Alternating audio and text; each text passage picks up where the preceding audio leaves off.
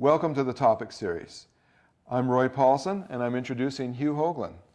Hugh Hoagland is from arcware.com. What I'm discussing today, and what we are looking at here, is both a lift front hood and a shroud with a lift front hood.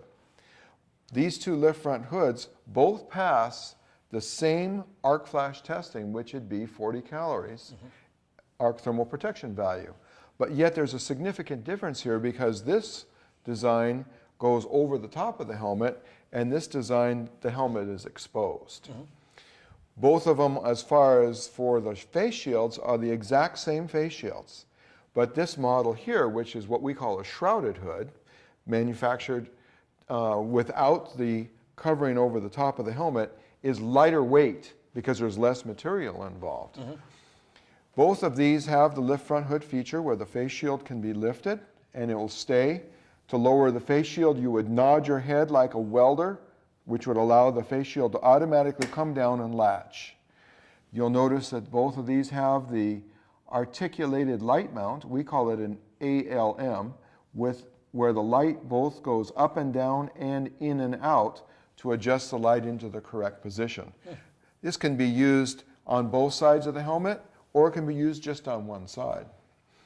Hugh, as you're looking at this new technology with the lift front hood design, the ventilation features, the auditory vents, and the ventilation for improved air circulation, do you feel that this will be something that the utility workers will gravitate towards now? Oh yeah, this type of design gives you several advantages. Now we've actually tested this exposed to the arc like this, so we could see how much energy would go around this, and it does allow venting. That's one of the nice things from a breathability perspective, and then also huge thing is it helps on fogging. Right. So the workers that I've talked to in the field love it for that, and the less weight is always better.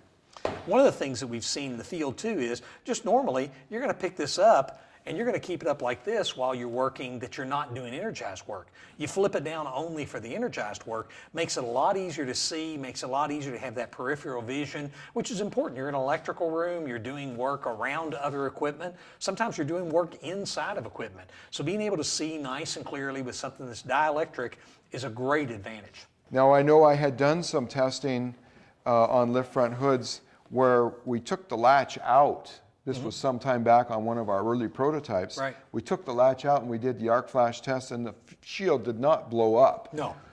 I wouldn't see that as an issue, but people worry about that. Sure.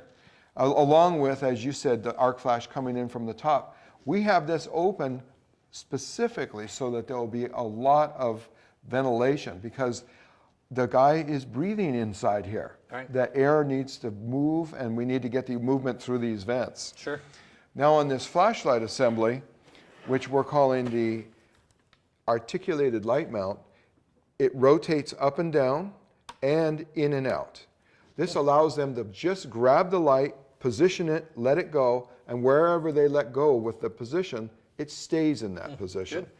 And I think that this is the first light on the marketplace anywhere that has the articulated motion. The other ones only go up and down. Yeah, I've not seen any that do that articulation like that. And then we've chosen a common light, which is made by Streamlight. And this light is waterproof and intrinsically safe. Oh, good. It has And we've actually arc tested this light, if I'm not mistaken, and it didn't ignite and continue to burn at all. And that's the perspective of testing for arc on the light would be just if it continues to burn. Sure. And so this light has 60 lumens, which is a very high rating.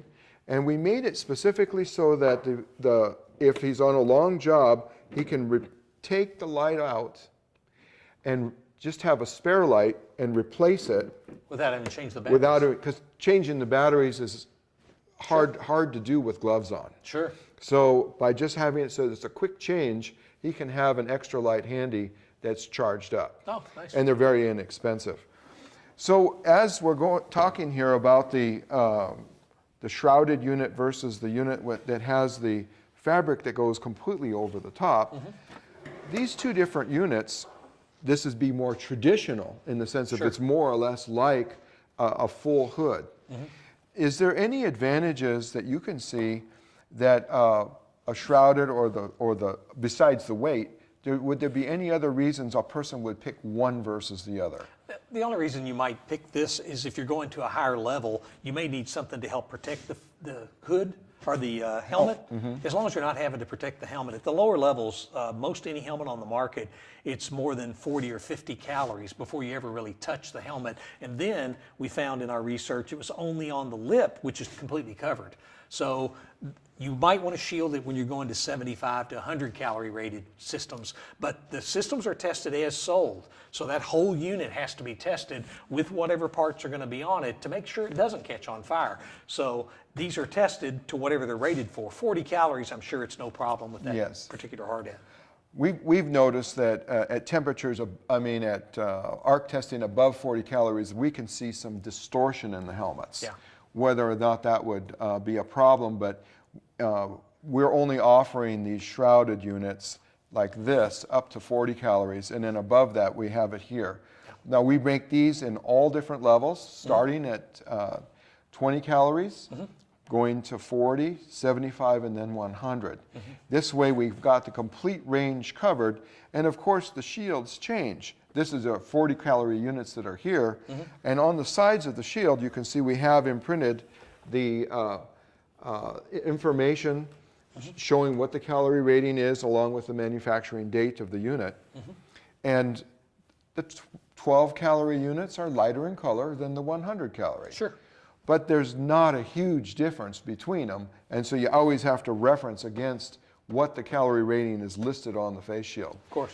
We also print on the inside of the shield, on what we call the inner frame, a matching calorie rating, so that if they replace the shield, they'll know to match it against the inner frame. Oh, interesting. And of course, 40 calories goes with 40 calories. Now, how often does somebody replace a shield? I know you've told me this before, but it's something really important for end users. You recommend that there's a periodic replacement of the shields.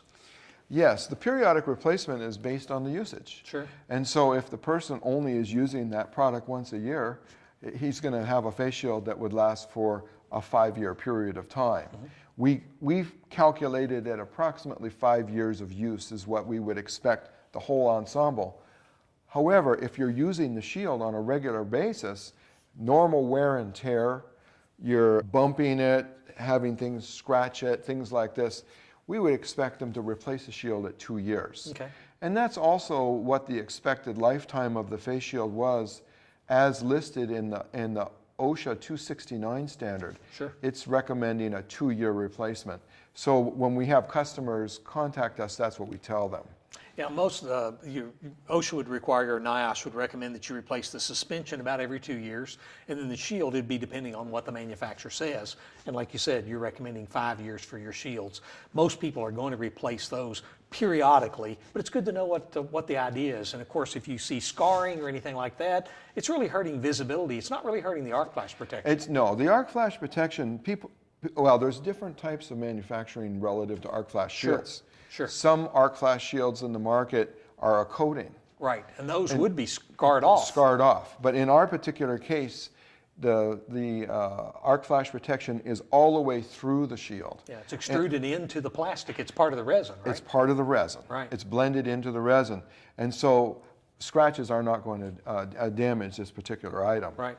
Now, as you've been testing these shields, and these are 40 calorie shields here, did you see any issues that came up because of the venting that we have in there? That venting technology is really interesting because that was one of the things we were considering to see if the venting actually caused any issues at all, but there's not enough energy getting through it to ever even get to the sensors and cause any burns. Because remember, we have a sensor under the chin, in the mouth, and in each of the eyes. And if any one of those sensors goes over the Stoll curve, that's a stopping point. That's your failure point or your rating point. And no, these did not change it at all. This particular shield, if I'm not mistaken, is the one we took all the way to 100 calories and still didn't show any energy. We actually got it almost to 110, and there was still no energy getting through it. And really, your stopping point was based on your lab, it was not on the product. It's all we could get in the lab without melting down the electrodes that we caused the arc with. Yeah. Yeah, you don't want to wreck And they're red hot. I mean, red hot metal. It's a 3/4 inch stainless steel electrode, basically a rod. and that rod is completely red hot, and we have to let it cool down a long time. So your shields take a long time to test. Yeah. Well, hopefully the testing protocols can be changed in the future. We'll reduce the number of shields that you need to test. Well, hopefully people don't work anything over 100 cals most of the time. Yeah, that shouldn't be used. Yeah. Okay, so today we were discussing our new 3-phase arc shield. It was very nice of National Safety Apparel to supply the hoods and shrouds for this. Mm-hmm.